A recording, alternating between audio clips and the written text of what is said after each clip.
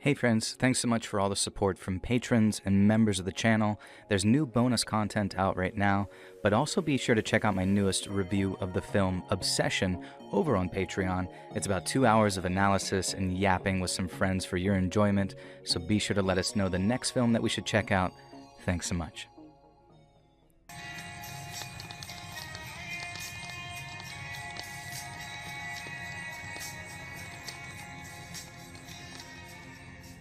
I'm a very average, normal-looking girl, I'd say. And even still, I've had a few weird guys become obsessed with me over the years. Nothing to write home about, really, although now that I think about it, maybe there is another story that I'll send in. This story, though, is about someone I'll call Pizza Hobo. His real name was Jacob, and I don't really care about doxing him because A, he was a pest, and B, he's almost certainly dead by now. And the thing with Pizza Hobo is that I loved him at first.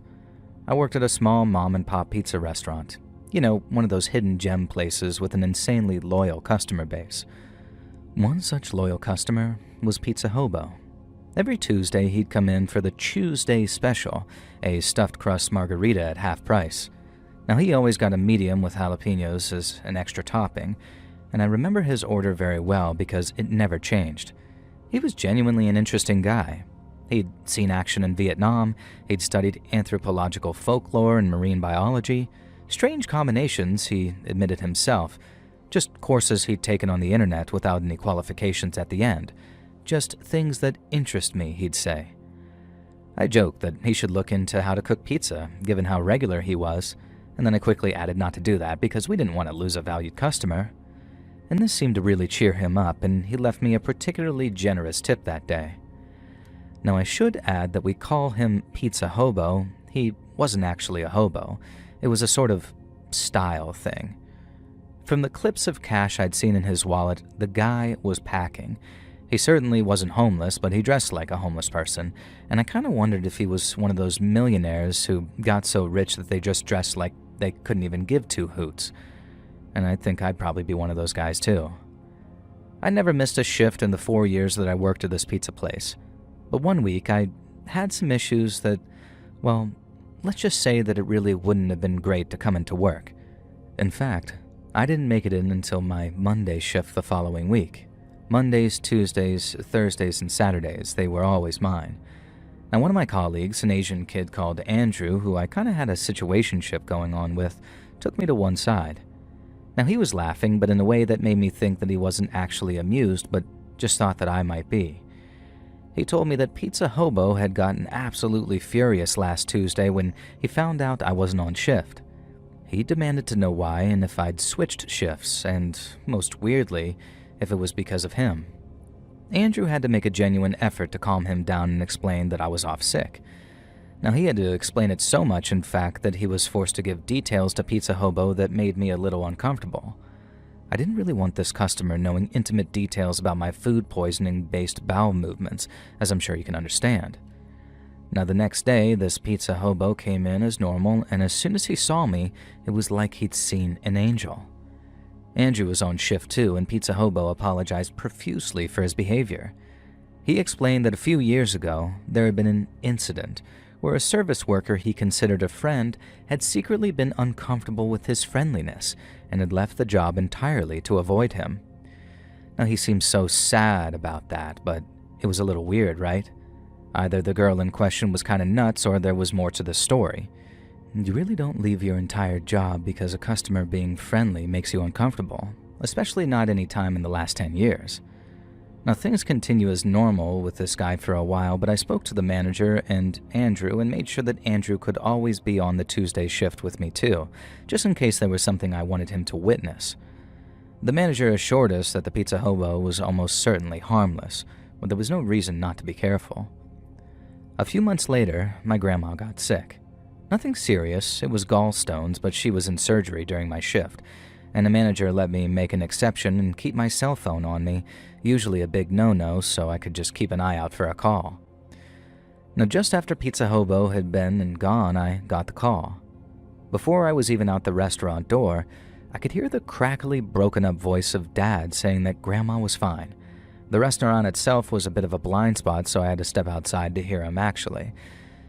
And that's when I noticed that Pizza Hobo had his back to me in the alleyway a few stores down from ours, and he was dumping the entire pizza that he just bought into the dumpster.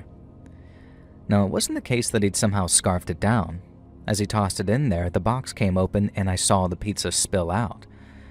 Now, I told Dad that I'd speak to him later, not wanting Pizza Hobo to know that I'd seen him, and then went inside and told Andrew what had gone on. Now, my idea was that maybe that guy had just decided that he wasn't hungry that day, although throwing the entire pizza in the trash was a little extreme. Andrew was a little more suspicious. He decided to wait an hour every Tuesday after Pizza Hobo had left and check the dumpster, as it belonged to a Turkish restaurant, I believe. Now, every single week he'd been tossing the pizza away. Now, this could really mean only one thing. This guy was visiting the store to talk to me, and I tried to convince myself that it was harmless, but Andrew was certain that there was clearly more to it. He decided to tell the manager everything, who agreed that this was definitely a very weird situation, but at the end of the day, we were getting the guy's money, and unless he did anything strange to me, it was up to him what he did with his pizza. Now, that evening, the area manager, Chris, happened to be visiting the store. He asked if we had any security footage of this guy, which, of course, we had plenty. We showed the area manager this guy, and his face went completely white. He recognized him. A fair bit older and more disheveled, of course, but he had a story to tell us that sounded eerily familiar. After 2 years, 2 whole years, Pizza Hobo began to act creepy with an employee that he'd been friendly with for a long time. The area manager was the local store manager at the time and remembered it vividly. This guy spent over 2 years gaining this woman's trust, and then one day he started following her home. Now, the worst part was, back then, this didn't legally count as stalking. Now, he defended himself by saying his own house was on the same route, which it was, and the fact that he spent an hour smoking Camels outside the employee's house, well, that was just because it was the most well-lit area on the route, quote-unquote. And there was nothing the cops could or really would do. And to the point that it was almost seemingly that they were protecting Pizza Hobo, maybe because he was a veteran or something, who knows. The employee, whose name was Molly, was refused a restraining order, and eventually she just left her job, broke her lease, and moved somewhere that this Pizza Hobo couldn't find her. Now, we did the quackalations. It was coming up on 2 years since Pizza Hobo had befriended me, and the hair stood up on the back of my neck. I just knew that I was going to be the next Molly. But what should I do? It didn't sound like there was any legal recourse, willingly or not. Well, thankfully, the area manager had an offer I really couldn't refuse. The pizza restaurant was opening a 3rd joint in the next town over. Now, how would I like to be junior shift manager over there? And of course, I took it. I had a bunch of savings put back, and I was living with my parents, so I could afford to move to a new city. And Jesus Christ, I'm so glad I did, because Andrew called me a few weeks later and asked how squeamish I was. Well, not at all, I said, and he said good, because check the photo he was dropping in the group chat. "I'll find her one day," had been written on the exterior wall of the restaurant in what appeared to be human feces. It was vile. But it's been 8 years. That Pizza Hobo hasn't found me, and even though it really wouldn't take a genius to scope out the 3rd restaurant in the chain, my guess is something happened to him.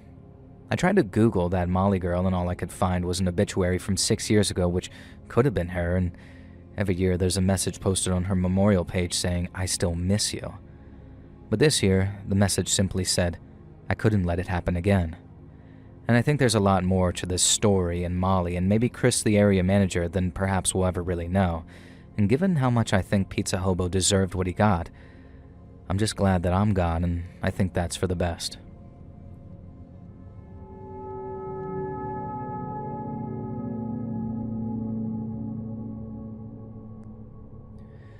Now, I'm sure you've been in high school, Joel, being the virile young man you grew into, but Jesus Christ, young love is more like torture, especially when you're all naive teens and people won't believe that sometimes girls genuinely are completely oblivious to the hidden, mysterious feeling that their male friends have for them. It all began with someone named Brian. Brian was my friend from the year we started high school, and within just a few weeks, I realized that I had a pretty big crush on him. You know, the kind of teenage nonsense. writing his name in your notebook, getting him to take photo booth pictures with you, doing all sorts of just goofy stuff. Now, I really thought that the more we hung out, the more I made it clear to him that I wasn't hanging out with anyone else, and he'd get the hint. But he didn't, so there was only one conclusion I could draw. He didn't like me in that way. And so after a few months of just moping, I moved on and eventually found another boyfriend. His name is Paul. Now, I liked Paul, I really did, but I didn't feel the same about him as I did with Brian. And Paul was very possessive. I didn't really get to hang out with my female friends that much, let alone Brian, so I guess from Brian's perspective, I just ditched him. And then I started getting the note.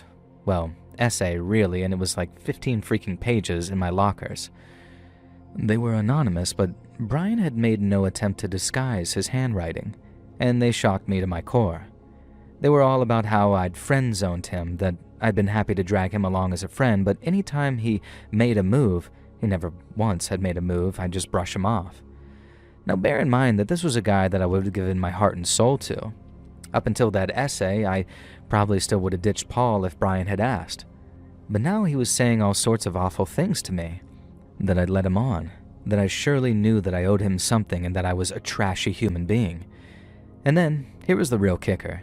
There was an entire page about how he could forgive me and make sure that the rest of my school days were safe and normal if I agreed to orally pleasure him so he could get me out of his system. Now immediately, whatever I believed about Brian was just out the window. Paul wasn't perfect, but this guy contained an inner predator, and I was honestly genuinely scared. Now the worst part is, I couldn't talk to Paul about it because I knew that he'd make that situation worse. And also, Paul had succeeded in isolating me from the majority of my female friends too, so I was really alone. All I could do was confront Brian myself, and I did this by posting a letter containing 2 single words through the slit in his locker, and it said, "Hell no." It took a few days to get his response, but it was as petty as it was chilling. He threatened that if I refused his kind offer, he would make sure that it got spread around the school that I was having an affair with our young, attractive English teacher. Even though there was no truth to that, I knew how that could ruin a teacher's life and also a student's. All I could think to do was take everything to the guidance counselor. She read it all and placed it on her desk. I expected her to look more concerned about the whole ordeal. And instead, she confided something in me that I hadn't shared until now. That same day, another student had discovered a manifesto on Brian's desk detailing how the entire grade would suffer, and that their suffering would be on my conscience, and their souls would haunt me forever. So while I was in the meeting with the guidance counselor, my once crush, once bestie, now obsessive stalker, was being marched away from the school in handcuffs in front of all the other students. Needless to say, back in the 2020s, a student who had implicated themselves in a plot to commit something like that was not treated lightly, and as far as I know, Brian is still in some kind of judicial system due to increasingly violent behavior. As for Paul, I can thankfully say that I kicked him to the curb, and going forward, I'm going to try developing better taste in men who don't either isolate me from friends or invent a friend zone that I would have quite happily dragged them out of, kicking and screaming, into my loving arms.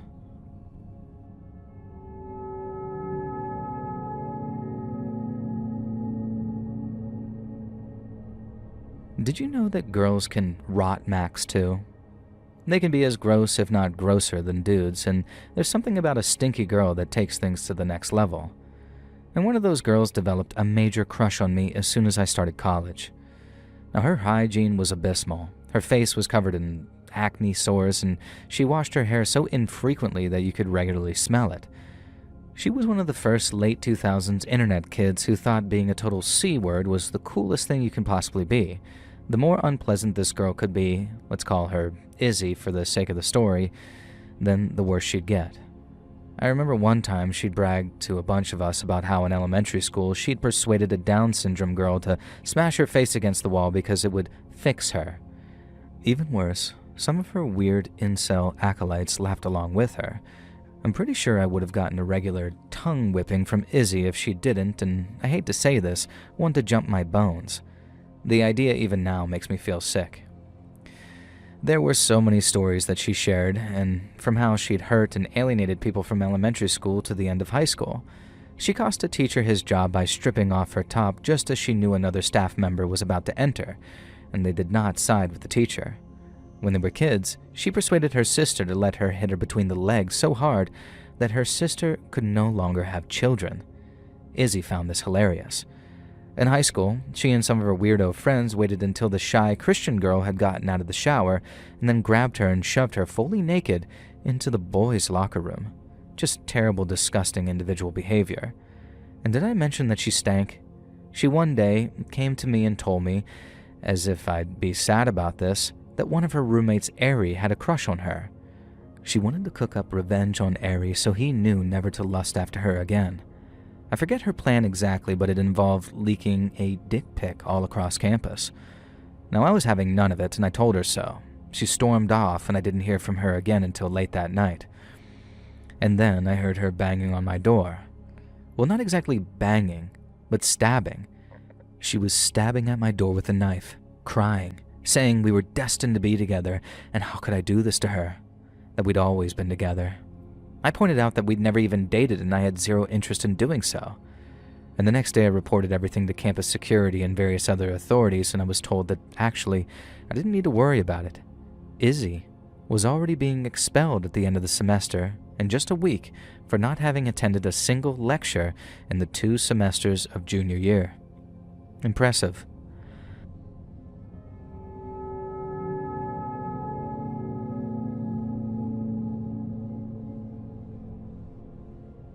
If I had any advice for the younger people looking to get into the dating game, it would be this. Do not trust anyone who claims they love you and are obsessed with you. If they've known you for 1 week and they're declaring you're the one, then they probably have an ulterior motive. I know this makes me sound cynical, but about a decade ago, I had a horrific experience with a very horrific person in every way, and for the most part, I only have myself to blame. I'm a minor public figure in a few fields, so I won't go into details about this woman or how we met. It was an industry that I worked in before the one I work in now. This woman contacted me out of the blue to tell me that I was her favorite nonfiction writer in a certain field, and that something I'd made after that career was her favorite thing of all time. Now, don't get me wrong, I was proud of this thing I'd made, and I appreciate anyone who enjoys it. But immediately, to claim it was her favorite thing ever made, alarm bells were ringing. It wasn't even 99% as good as most other things, and again, I say that I am proud of this piece or work I'd released, but already I was fairly certain that I was being love-bombed, and this woman wanted something from me. Unfortunately, due to a mixture of naivety and idiocy and really neurodivergence, I wasn't willing to actually say so. What followed next was a day or two of Snapchat flirting, followed by some of the most unflattering, unsolicited nudes you ever did see. I pretended that I was impressed because I don't want to crap on anyone's self-esteem, but I've seen more flattering autopsy photos. And the next day, and if this seems quick, it's because it was, she asked if she could come down to visit me because there was clearly chemistry between us, and she had a feeling that maybe we were designed to be together. That I was her dream guy and I was some kind of super genius. LOL. Now, I said no, I'd just come out of a relationship, a really bad one, and I really didn't want anything more than casual fun for now. And that's when the first temper tantrum happened. Suddenly, I'd be making her feel like a lady of ill repute if I'd seen nudes of her without then allowing her to come and visit and at least see how things worked out. And I was so taken aback by this logic. Like, literally, how am I supposed to just give everything to you because you just showed yourself to me unsolicited? I still said no, but she spent days and days and days sending me voice messages, crying about how I'd made her feel like a, well, some words I shouldn't say on here, all because she'd sent these unsolicited nudes. And so eventually I just said yes, come visit for 4 days and we can see how things went. I knew how they'd go. I'd had no interest in being in a relationship, and I wasn't attracted to her. Maybe in person I could just let her down gently. And when I met her at that station, it was even more obvious that I was deeply, deeply unattracted to who she was. And not only that, but within 10 minutes of getting to my house, she wanted to engage in physical activity, if you know what I mean, and I tried everything to put her off, and eventually she kind of pushed herself onto me and started doing things that I was in no mood for and had no attraction to do. And the next day I told her that, as she promised, we'd give it a try, but I really wasn't feeling any chemistry between us, and I didn't think a relationship was a good idea. Cue tantrum number 2. This time I lured her down here with the intent of intimate activity, which I had texts to disprove even, and that the only way she could possibly be comfortable with herself is if we started dating. But not just that. To prove my devotion to her, I had to allow her to move in. Now I should add that I was staying with my parents at the time. That night, without even consulting me that this would happen, she told my parents that I'd invited her to move in for a while. And then she kept encouraging me to tell them that she was the one. I don't know why I went along with it, other than in my defense I'd suffered some very severe psychological and physical issues over the last 10 years, which she had known about in advance and, in retrospect, had quite clearly manipulated these things. It became clearer what her end goal was when she started suggesting things like having my dad provide her with a weekly allowance so she could come off of disability benefits, which to this day, I still have no idea what those benefits really were for. Now obviously my dad said no, but my parents were also ridiculously kind, and they converted one of the larger rooms into a double bedroom for us. Now one event that sticks out in my mind is when we went to buy a bed. There were 2 possible sizes, one that was perfectly large and one that was ridiculously huge. I said that we should go for the large one. Now she demanded that we have the largest and most expensive bed possible, which, I note, my parents were kindly paying for. Now from the start, if I didn't want to engage in certain activities with her, she'd throw a tantrum, saying I was making her feel undesirable and that I had to let her do things to me that I really didn't want to, and she'd feel unwanted. On the other hand, whenever she did browbeat me into agreeing, she'd quickly descend into the tactic of negging, intentionally playing on my own insecurities of making me feel even worse about the interactions between us. And I took to avoiding her as much as I could. I pretended to keep falling asleep on the couch so I didn't have to share a bed with her, and things just got worse from there. She wasn't contributing a single thing to the family financially. Myself and my parents were paying for everything. But here's possibly the worst thing, and may explain a little more as to why I allowed this to continue happening for 6 months. After the first few days of her being present at my house, she revealed that she had a 4-year-old boy who she was no longer allowed custody of. And when I expressed the fact that I wasn't particularly happy with having this fact hidden from me, and wasn't emotionally prepared to be in a relationship with someone who had a child, under extremely complicated circumstances no less, she said something that chilled me to the bone. She said that if her son ruined her chances at happiness again, she had no idea what she might do to him, that any subsequent actions would be my doing. She would use this for the duration of the relationship, that if we weren't together and if she didn't get what she wanted, then her son could be at risk. Eventually, I traveled to another part of the country and met her son, who was living with his father and stepmother, and it was pretty clear that she wasn't allowed unsupervised visits with her son, and so her threats had been somewhat empty. This was the same trip where she invited her disgusting mom with orange hair to come stay with us for Christmas. I was taken aback and said that perhaps this was something we should discuss with my parents first. Her response? They'd be fine with it, and needless to say, they were not. Things came to a head a month later. It turned out that she'd been using my mom's expensive shampoo and cosmetics without even asking, and that was the final straw. We told her that having a 4th person living in the house, contributing nothing to groceries, rent, household items, etc., while spending literally thousands of dollars on herself, wasn't really feasible. And the next day, she decided that she should go back and stay with her mom for a while. Fine by me, even if it meant that I had to pay back my mom for the $300 that my ex had borrowed from her. There was one final desperate attempt to use her obsession with financially conning my family. She emailed me from her hometown saying that things could go back to normal if she was less stressed, because her mom was struggling to pay her mortgage, and if we could pay $500 a month to help her out, she could go back to being the one and we could maybe get married. I should add here that I knew for a fact that her mother did not have a mortgage, and when I said no, that wasn't doable, she sent me one more text saying that she couldn't handle the drama of the relationship, and I never heard from her again. This is someone who acted so obsessed with me that it scared me, This is someone who used the threat of harming her own 4-year-old child as a way of keeping me and my family financing her lifestyle while she happily bought designer clothes and MacBooks. And to this day, I don't think she was obsessed with me, but was someone who she thought she could scam with her feminine wiles and her charm. Unfortunately for her, she had neither, and all she had was a heart full of hate, an obsession with laziness, and a complete inability to tell the truth. Now, I'm sure there are scarier stories of obsession, knowing that a lot of her claims were BS, but at the time, the idea that she could harm her kid if I didn't continue to fund her lifestyle was one of the creepiest, most hateful, laziest, most obsessive behaviors I've ever encountered.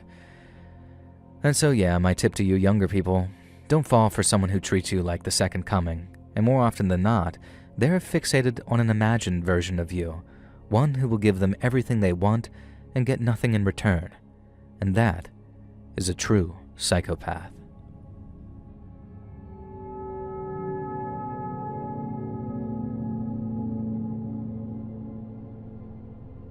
I won't name the office or its functionality, but I've been working there for around 4 months when I started to notice undue attention from the boss. It's hard to explain. It was just like he looked at me more than he did the others. And then the emails started. They were anonymous, but sent from the company internal network, something that only a few people are able to do. They described me as angelic, perfect, my body divine, etc. Now, for one, this is absolutely not true, and secondly, obviously not appropriate. Every time I checked my emails, I felt a spike of panic as a new anonymous love note appeared. It ramped up even further when my car was in the shop and I was forced to walk the 3 blocks from the office to my apartment. I could hear someone following me. I know I could. Heavy-set, shallow breathing, just like the boss, but whenever I turned, I never caught a stalker. Now, I scurried forward a bit and ducked into an alley, certain that nobody had seen me. A figure burst into that alley, and they were heavy-set and heavy-breathing all right, but it wasn't the boss. It was his direct assistant, Jan. Now, what the hell, I thought to myself. I asked Jan if she was okay and if she needed help with anything, and she went full-on Karen on steroids. I was absolutely blasted with shrieks and accusations and yells about how I knew what I'd done. Then she grabbed me, uncomfortably by the breasts of all places, and dragged me into the alley. She said that it was such a tease at work, so maybe she'll leave me stripped and exposed for everyone to find and have their way with me. I was screaming, crying, shaking, and calling for help. I barely even noticed Jan, and I certainly was not a tease at work. I have a husband, for one thing. Jan began to tear at my clothes, trying to expose me, and I managed a vicious rake of my nails down her face. And then I heard it. The blissful sound of a police siren and a flashlight. It didn't take the officers long to work out what was going on, and once I explained my story, as little sense as it even made to me in the moment, Jan was soon in handcuffs. The next day at work was full of gossip. It appears that Jan had been the one who thought that I was teasing her, and on her work PC they found numerous fanfics about me and her, all in an inappropriate nature, and it was as if she couldn't discern these fictions from reality. And the boss told me that he'd been keeping an eye on Jan to see how she behaved towards me because he suspected her of driving out another female hire but couldn't be completely sure. It was a relief to know that he wasn't constantly staring at me anyway. I guess sometimes the obsessive and the perverts are the least likely suspects.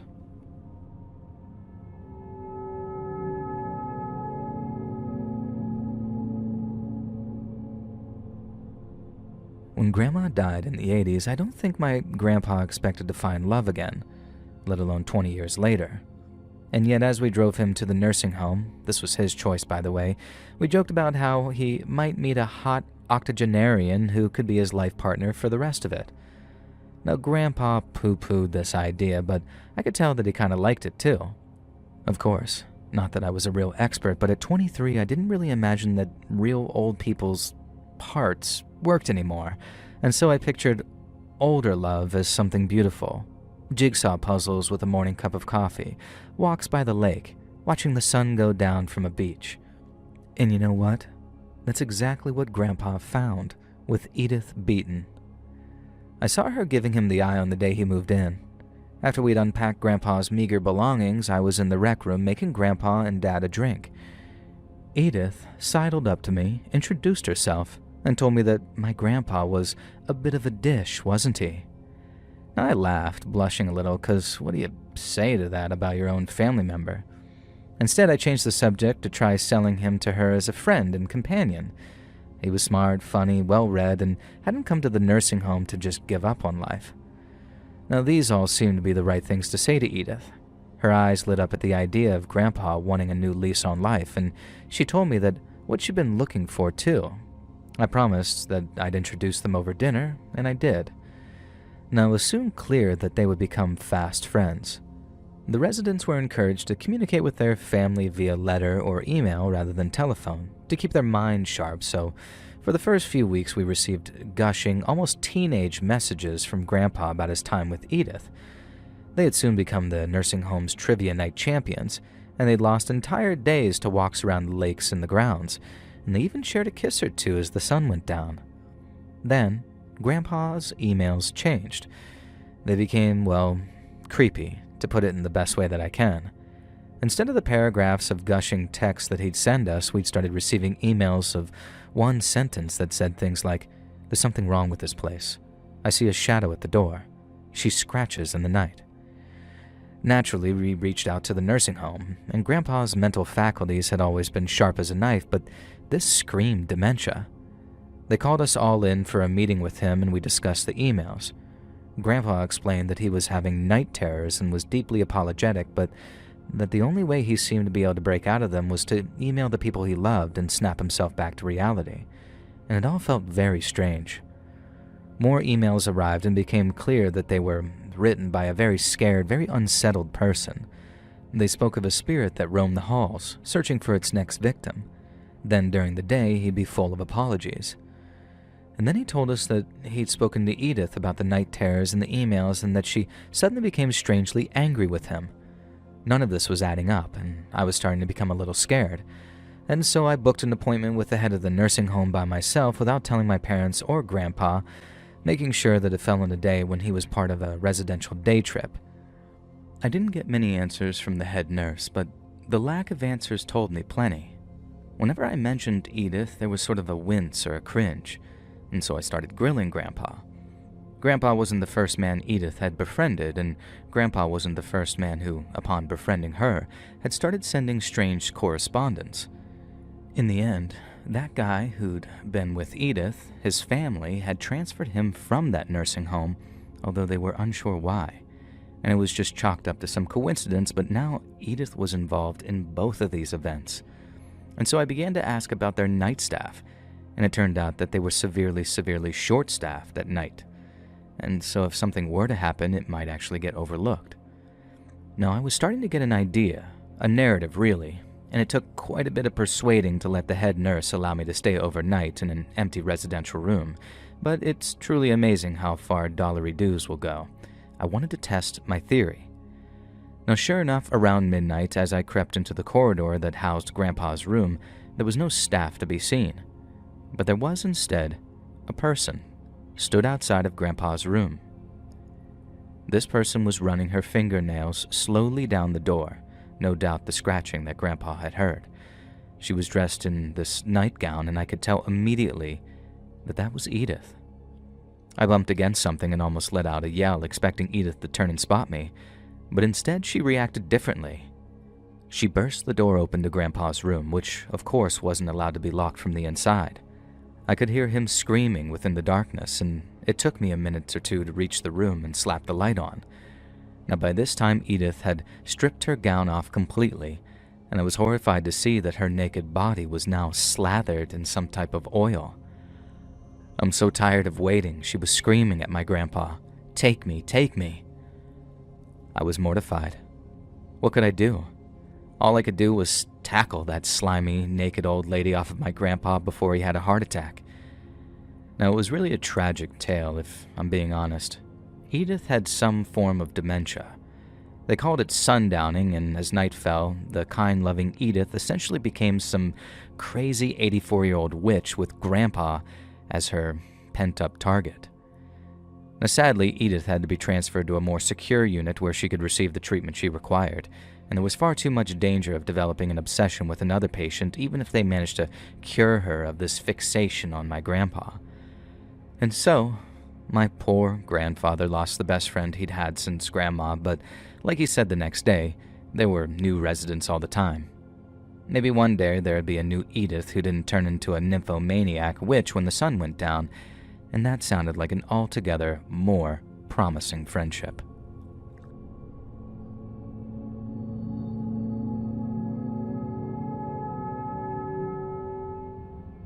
So I'll start out by saying that I used to be homeless. Now, they were rough years, and I can't say that I'm not to blame. I had a wife and kids, I had a good job, and I threw it all away thanks to a gambling addiction. I soon learned that gambling with your own life and safety is a pretty bad idea, though, and after years of nights spent on the streets in sub-zero temperatures and 3 to 4 days without food and barely any water, I really regretted my life choices. When I found the Eastman Soup Kitchen, it was like an oasis in a storm of poop. It was one of those secrets where you only found out about it from another homeless person that trusted you, and this meant that almost everyone who you'd meet there was one of the good ones. Occasionally you get a bad egg come in and try and ruin it for everyone, but they were soon sent packing by the community that we built up. And perhaps the linchpin of this entire community was someone named Angela. She was a pretty, really beautiful young woman in her early 30s, and she didn't run the soup kitchen, but she was certainly the face of it. And so you can imagine my surprise when I picked up on the signs that Angela was maybe possibly into me. Now, I won't lie.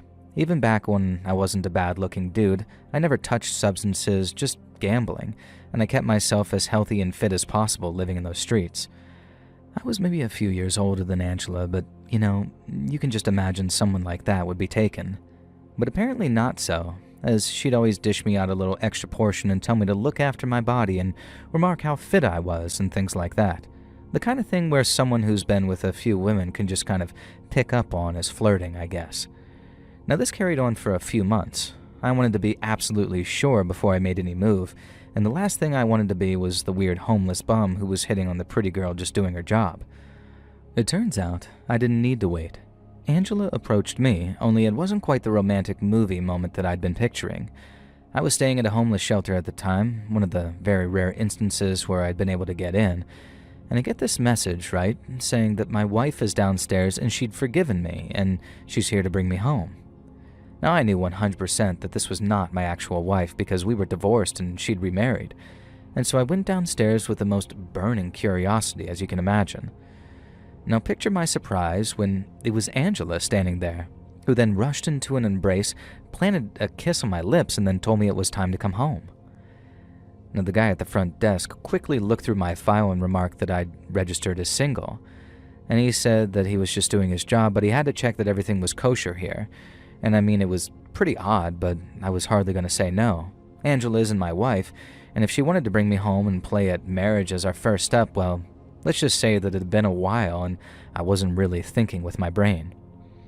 We drove back to Angela's place in silence, and every time I tried to ask her what was up, she'd just make a sort of shush sound and give me this knowing smile. Now, the first thing we were doing, she said, was having a drink, and she had the most amazing blend of tea she wanted me to try. Now, I wasn't arguing with that either. It did smell and taste amazing, and I remember thinking that even as I felt myself drifting under, like the time that I'd taken anesthetic for the injury that crippled my work, I remember thinking what a waste of tea as I fell to the side and spilling that liquid onto the carpet. And the next thing, I woke up in a basement with the most painful pinching on my pectoral muscles I could ever imagine. Now, as a homeless person, you're trained to wake up as quickly as possible, and I forced myself to do so, and that's how I discovered so quickly that my chest was hooked up to some type of clamp or car battery. I was naked, and Angela sat in a chair opposite me, still sipping her drink and still smiling gently. I opened my mouth to speak, to ask Angela what was going on, but before I could even get a word out, she shocks me, sending searing electrical current through my body. I waited, and then I tried again. Another shock, and then another. And then blissfully, Angela said that was enough, that she didn't want to injure my beautiful body. She just wanted to shock me into remembering again. Remembering what? I asked, Another shock. I stayed quiet. She told me I was meant to remember who I am. But I knew who I was, and Jesus Christ, sometimes I wish I didn't. I'd effed up my entire life. I'd ruined my relationship with my wife and kids and my parents, and a part of me wished that Angela could just fry me into being a different person. Now, who am I asked again. Angela's hand hovered over that battery and then stopped. She told me I was Patrick. She was right. That was my name. Patrick McKirk. I told her so. Another shock, and this time longer and stronger. She began to scream at me about this McKirk nonsense, that I shouldn't lie. I was Patrick Carson, husband to Angela Carson. Her husband, killed in a hit and run 3 years ago, who 3 years later would look like me, just like me. And somehow, his spirit had possessed me.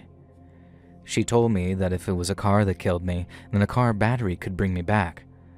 I told her it didn't work like that, not at all. Electricity as reincarnation is the subject of science fiction. And the shock was so strong this time and went on for so long that I screamed and soiled myself. Angela chastised me, then headed upstairs to acquire some cleaning materials. Now, I waited no time in trying to take my chance.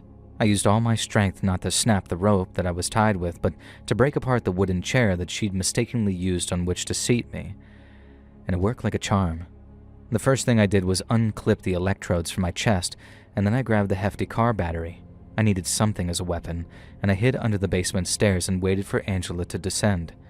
I felt terrible, absolutely terrible for doing this, but trying to hold back my swing, I hit her square in the side of the head with that car battery. Angela crumpled to the ground, and I was out of that house and running down the street, blood streaming from my chest, asking for help. Eventually, I was stopped by a cop car and taken to the station, and I told them everything. The cops looked into Angela, and everything I said rang true, and the next step was to go and pay her a visit. Unfortunately, this is where things take a sudden and terrifying turn. Angela was gone. Hastily packaged luggage had been thrown together, and that had disappeared too. This was 8 years ago now, and I've never heard from her since, not directly anyway, but sometimes I get a spam email or catch a sight of a hoodie-wearing figure ducking down an alley. But I have to wonder, has Angela broken free of her delusions, or has she moved on?